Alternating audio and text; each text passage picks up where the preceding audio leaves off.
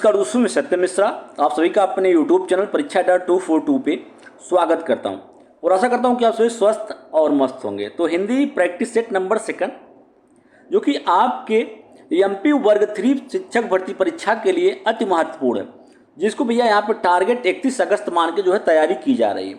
बिल्कुल अगर आपको एक सीट पक्का करना है तो आज ही दोस्तों चैनल को ज्वाइन करिए और यहाँ पे जो भी चीज़ें आपको मिलेंगी बिल्कुल फ्री मिलने वाली हैं। ठीक है, तो चलिए स्टार्ट करते हैं आज की क्लास का पहला प्रश्न आपके सामने स्क्रीन पे है और इस प्रश्न में पूछा गया है कि सिंह वन में रहता है, वाक्य में कारक आपको बताने। बिल्कुल यहाँ पे एक वाक्य दिया गया है कि सिंह वन में रहता है और इसमें कौन सा कारक है। कारकों की संख्या कितनी होती है, 8 होती है। अब यहाँ पे पूछा गया है कि इसमें कौन सा कारक है, अपादान कारक है, करण कारक है, अधिकरण कारक है या संबंध कारक है। तो बिल्कुल यहाँ पे पूछा गया, बिल्कुल अगर बात करें तो यहाँ पे क्या है, सिंह वन में रहता है तो यहाँ पे भैया क्या हो जाएगा, अधिकरण कारक होगा। बिल्कुल शब्द के जिस रूप से क्रिया के आधार का बोध होता है उसे क्या कहते हैं, अधिकरण कारक कहते हैं। दूसरे शब्दों में अगर हम कहें तो आधार को सूचित करने वाले संज्ञा या सर्वनाम के रूप को ही अधिकरण कारक कहा जाता है। जैसे इसमें विभक्ति में और पर होते हैं, जैसे में लगा हो या पर लिखा हो, जैसे लड़का छत पर खेल रहा है या चिड़िया घोंसले में है, तो भैया यहाँ पे क्या हो जाएगा, आपका अधिकरण कारक यहाँ पे होगा। जैसे मैदान में खेल रहा है, जैसे लड़का मैदान में खेल रहा है तो भैया यहाँ पे क्या हो जाएगा, अधिकरण कारक होगा। ठीक है, चलेंगे अपादान कारक की बात अगर हम करें तो जहाँ पे अलगाव का बोध हो, जैसे पेड़ से पत्ते गिर रहे हैं, लड़का पेड़ से गिर रहा है, लड़का छत से गिर रहा है, तो वहाँ पे आपका क्या हो जाएगा, अपादान कारक होगा। चलिए हम आगे चलेंगे और अगले प्रश्न की तरफ। यहाँ पे अगला प्रश्न है, यहाँ पे ये पूछा गया है कि विशेषण के कितने भेद होते हैं, 8, 2, 4, 6। तो विशेषण के मुख्यतः कितने भेद होते हैं, बिल्कुल अगर बात करें तो 4 भेद इसके मुख्यतः होते हैं। भैया कौन कौन से होता है, गुणवाचक विशेषण होता है, परिमाणवाचक विशेषण होता है, संख्यावाचक और सर्वनामिक विशेषण होते हैं। इस प्रश्न का राइट जवाब ऑप्शन नंबर 3 बिल्कुल सही होगा।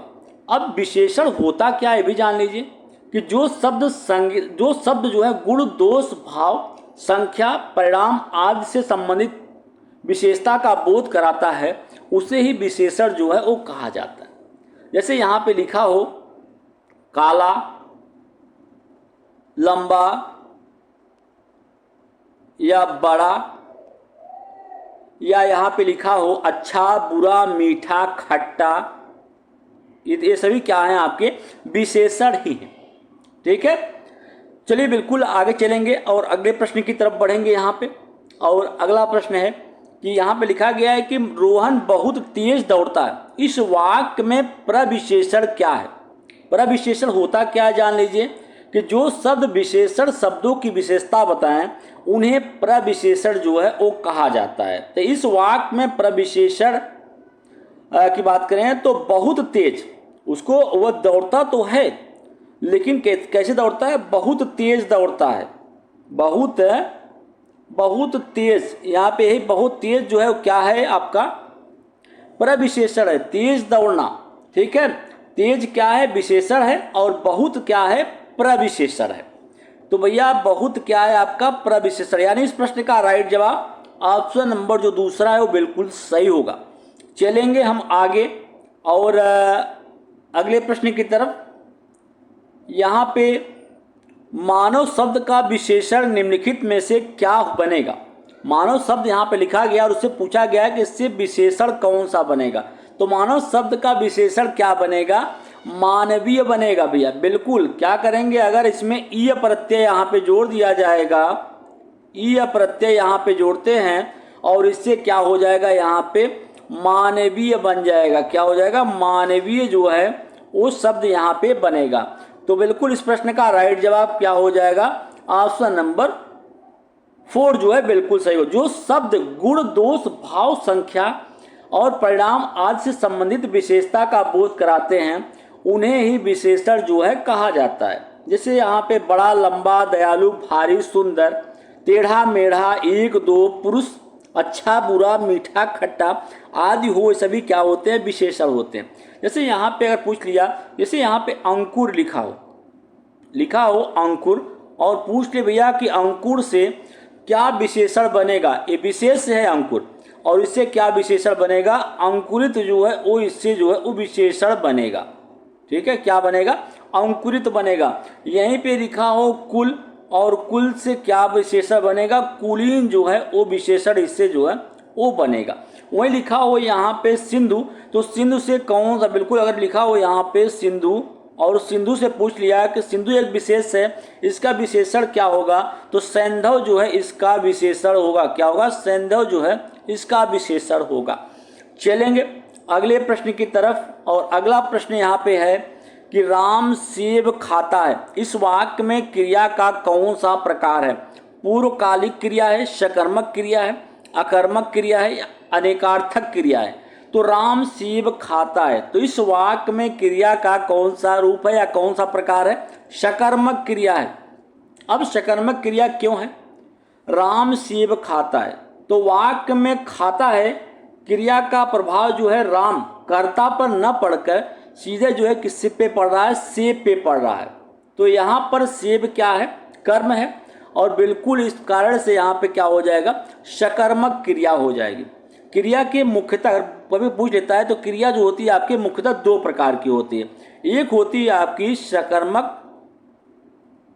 सकर्मक क्रिया होती है, और वहीं दूसरी क्या होती है आपकी अकर्मक क्रिया होती है, जिसमें कर्म का प्रभाव पड़े वो कर्मक, और जिसमें कर्म का न प्रभाव पड़े, बिल्कुल अगर बात करें तो यहाँ पे वो क्या होता है, आपका अकर्मक क्रिया होती है। अब बिल्कुल यहाँ पे प्रश्न कि और ऑप्शन यहाँ पे दिया गया, इसे पूर्वकालिक क्रिया, ये क्या होता है, जब कर्ता एक कार्य को समाप्त करके दूसरे काम में लग जाता है, तो उसे तब जो क्रिया पहले समाप्त होती है उसे पूर्वकालिक क्रिया जो है वो कहा जाता है। जैसे सीता नहाकर मंदिर जाएगी, राम सोकर उठेगा तो फिर बाजार जाएगा, तो बिल्कुल जो क्रिया पहले समाप्त हो जाती है तो फिर उसके बाद दूसरी क्रिया हो तो उसे पूर्वकालिक क्रिया जो है वो कहा जाता है। अनेकार्थक क्रिया क्या होती है, जिस शब्दों के एक से अधिक अर्थ होते हैं उन्हें अनेकार्थीय शब्द कहते हैं। बिल्कुल क्रिया नहीं, यहाँ पे अनेकार्थीय शब्द होगा। ठीक है, तो इस प्रश्न का राइट जवाब भैया यहाँ पे ऑप्शन नंबर दूसरा जो है बिल्कुल सही होगा।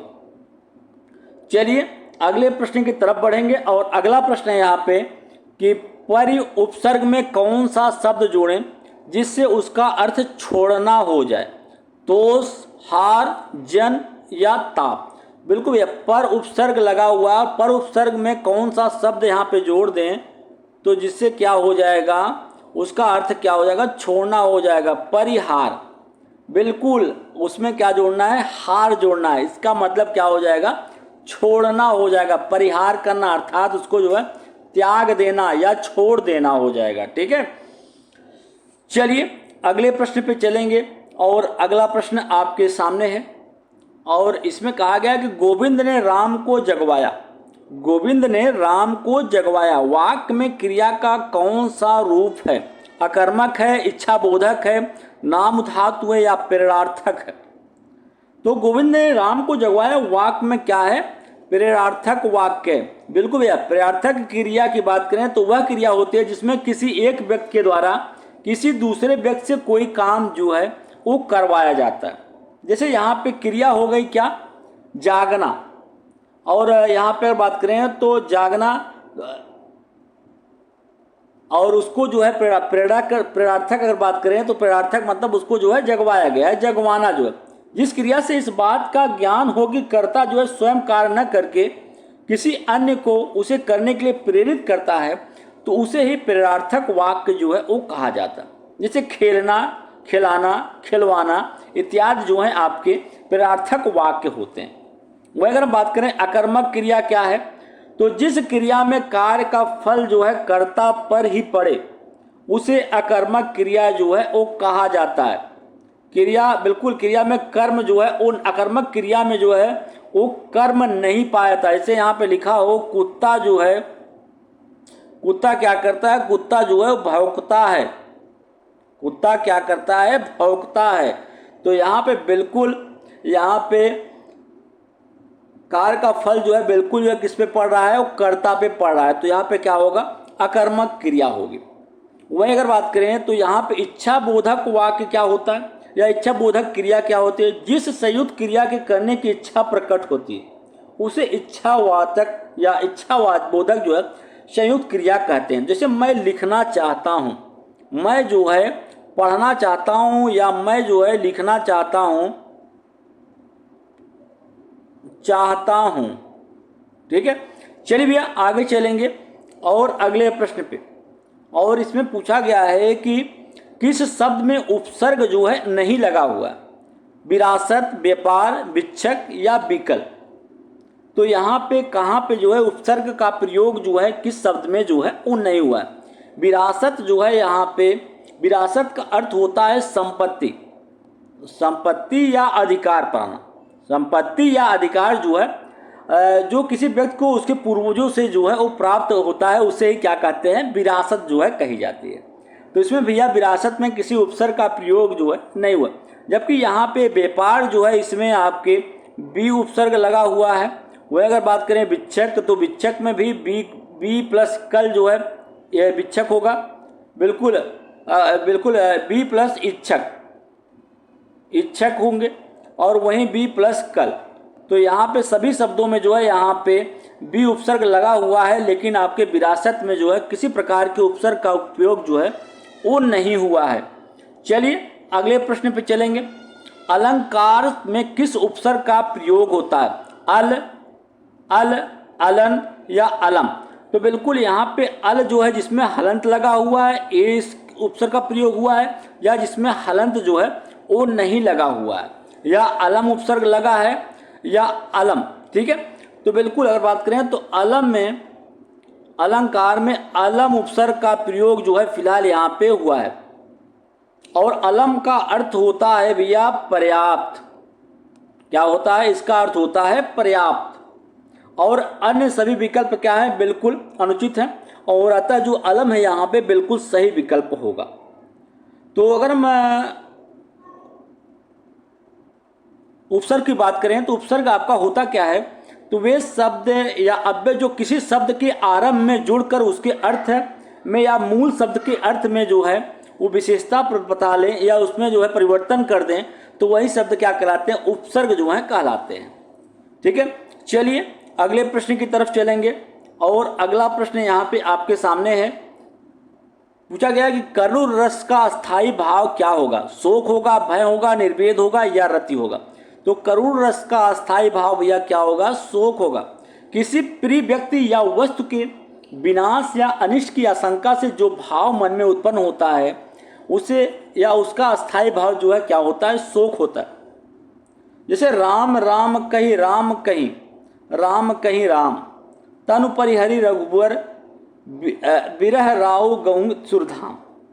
तो बिल्कुल यहाँ पे आपका करुण रस का स्थायी भाव क्या होगा, शोक होगा। उसी प्रकार से अगर बात करें तो भयानक रस जो होता है उसका जब किसी भयानक व्यक्ति या वस्तु को देखने से उससे संबंधित वर्णन सुने या किसी दुखद घटना का स्मरण करने से मन में जो व्याकुलता उत्पन्न होती है उससे भयानक रस कहते हैं। और भयानक रस का स्थायी भाव क्या होता है, भय होता है। ठीक है, और वहीं अगर बात करें तो शांत रस, शांत रस का विषय जो है वैराग्य होता है, जहाँ संसार की अनिश्चित एवं दुख की अधिकता को देखकर हृदय में विरक्ति उत्पन्न हो, और इसका स्थायी भाव क्या होता है, निर्वेद होता है।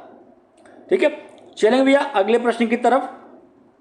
और अगला प्रश्न आपके सामने आने वाला है, और इस प्रश्न में पूछा गया है यहाँ पे कि जिस शब्द का प्रथम पद प्रधान हो उसे डैश समास कहते हैं, तत्पुरुष समास, कर्मधारय समास, द्वंद्व समास या अव्ययी भाव समास।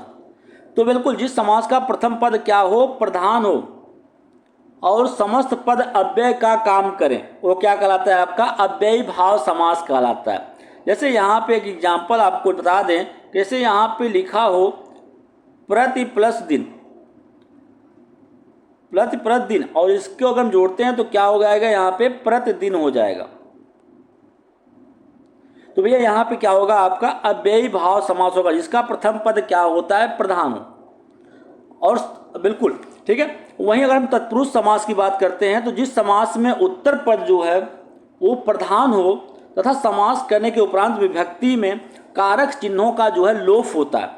जैसे यहाँ पे लिखा हो कि तुलसीदास कृत, अर्थात यहाँ पे तुलसीदास जी के द्वारा जो है रचित हो या कृत हो, और धर्म ग्रंथ लिखा हो, धर्म का ग्रंथ, तो इसमें भी क्या हो जाएगा, तत्पुरुष समास होगा। वहीं अगर हम बात करें कि द्वंद्व समास क्या होता है, तो द्वंद्व समास में समस्त पदों के दोनों ही पद क्या होते हैं, दोनों पद समान हो और दोनों पदों को मिलाते समय उनके बीच में और, अथवा, या, एवं आदि योजक चिन्ह जो हैं वो पाए जाते हैं।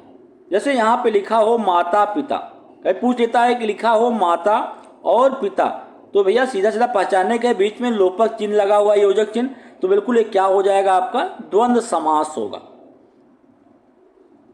चलेंगे अगले प्रश्न पे, और अगला प्रश्न यहाँ पे है कि हिंदी जो है किस परिवार की भाषा है। हिंदी जो है किस परिवार की भाषा है, सामी, हामे, भारोपी, काकेसी या पापुई।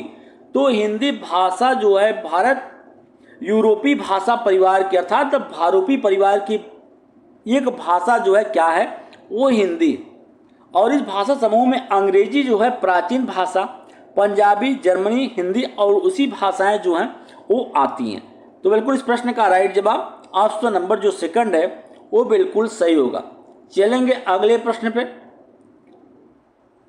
और अगला प्रश्न यहाँ पे दिया गया है भैया कि भारत की राजभाषा कौन सी है, उर्दू है, अंग्रेजी है, हिंदी है, या उपरोक्त में से कोई नहीं। तो अगर बात करें तो यहाँ पे भारत की राजभाषा क्या है, हिंदी है। संविधान सभा ने लंबी चर्चा के बाद 14 सितंबर सन 1949 को हिंदी को भारत की राजभाषा स्वीकार किया था। इसके बाद संविधान में अनुच्छेद 343 से लेकर 351 तक राजभाषा के संबंध में जो है व्यवस्था की गई है।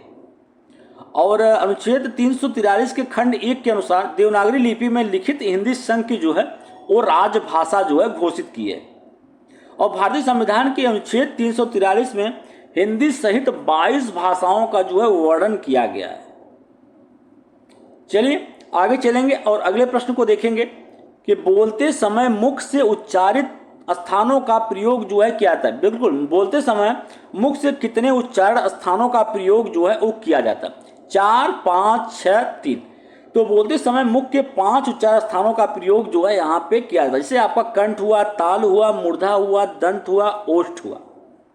कंठ की बात करें तो जिन वर्णों का उच्चारण जो है कंठ से होता है उन्हें कंठ वर्ण कहते हैं। जैसे क, ख, ग, घ, अंगा, ह, विसर्ग और अ जो होते हैं ये आपके कंठ वर्ण होते हैं। ठीक है, तो इस प्रकार से 5 स्थान से जो है उच्चारण होता है। आपके कंठ से होता है, तालु से होता है, मूर्धन से होता है, दंत से होता है, ठीक है, और ओष्ठ से होता है। चलेंगे अगले प्रश्न पे, और अगला प्रश्न यहाँ पे दिया गया है और पूछा है इसमें,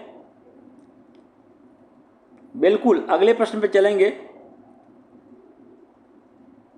भारत में संवैधानिक रूप से हिंदी का क्या स्वरूप है, राष्ट्रभाषा है, विश्व भाषा है, राजभाषा है या मातृभाषा है। तो बिल्कुल यहाँ पे भारत में संवैधानिक रूप से हिंदी क्या है भैया, राजभाषा है। अब राजभाषा क्या होती है, भारत की कोई, बिल्कुल अगर बात करें तो भारत की कोई राष्ट्रभाषा जो है वो नहीं है। भारतीय संविधान में हिंदी को जो है संघ की राजभाषा के रूप में जो है वो मान्यता मिली है। अब राजभाषा होती क्या है, ऐसी भाषा जिसका इस्तेमाल सरकारी कामकाज में किया जाता हो वही भाषा क्या कहलाती है, राजभाषा कहलाती है। वो अगर मातृभाषा की बात करें तो क्या है, जिस भाषा में इंसान सबसे पहले बोलना सीखता है और वही उसकी मातृभाषा होती है, यानी माँ की गोद की जो भाषा होती है वही जो है वो क्या होती है, मातृभाषा होती है। विश्व भाषा वह भाषा जिसे दुनिया में कई देशों में लोग बोलते हैं, यह भौगोलिक रूप से बिल्कुल रूप से व्यापक होती है और अलग अलग भाषा समुदायों के लोगों के बीच संवाद या कम्युनिकेशन को जो है संभव बनाती है। जैसे में आपका अगर बात करें, इसमें आपका अंग्रेजी हुआ, स्पेनिश हुआ, अरबी हुआ, रूसी हुआ और चीनी जैसी भाषाएं जो हैं वो विश्व भाषा की दावेदार जो हैं वो मानी जाती हैं। ठीक है, चलेंगे भैया आगे चलेंगे और अगले प्रश्न को यहाँ पे देख लेते हैं। और अगला प्रश्न यहाँ पे है कि स्वर ए का उच्चारण स्थान कौन सा है, कंठोष्ठ है, दंतोष्ठ है, कंठ तालव्य है या ओष्ठ है। तो जिन वर्णों का उच्चारण जो है कंठ ए ए ऐ कंठ और तालु दोनों के सम्मिलित रूप से हो रहा है, यानी भैया यहाँ पे क्या हो जाएगा आपका कंठ तालव्य होगा। बिल्कुल इस प्रश्न का राइट जवाब कंठ और ताल जो है दोनों के इस्तेमाल से ए ऐ का उच्चारण हो रहा है, तो इसलिए यहाँ पे क्या होगा कंठ तालव्य होगा। वो अगर बात करें यहाँ पे बिल्कुल यहाँ पे कंठोष्ठ की बात करें तो जिन वर्णों का उच्चारण कंठ और ओष्ठ दोनों के सम्मिलित रूप से होता है उसे क्या कहते हैं, आपको कंठोष्ठ कहते हैं। जैसे ओ यहाँ पे लिखा हो, ओ औ जो है ये क्या होते हैं आपके कंठोष्ठ होते हैं, ठीक है। वह अगर हम बात करें कि यहाँ पे दंतोष्ठ कौन से होते हैं, तो जिन व्यंजकों के उच्चारण में दंत और ओष्ठ दोनों का प्रयोग किया था उन्हें क्या कहते हैं दंतोष्ठ। जैसे वह लिखा हो ये क्या है आपका दंतोष्ठ वर्ण जो है वो होता है। ओष्ठ वर्ण की बात करें तो जिन वर्णों का उच्चारण ओष्ठ या ओठों से किया जाता है उन्हें ओष्ठ वर्ण जो है कहते हैं। जैसे यहाँ पे लिखा हो प लिखा हो, फ लिखा हो, ब लिखा हो, भ हो और म हो, ये सभी क्या होते हैं आपके ओष्ठ वर्ण जो है वो कहलाते हैं।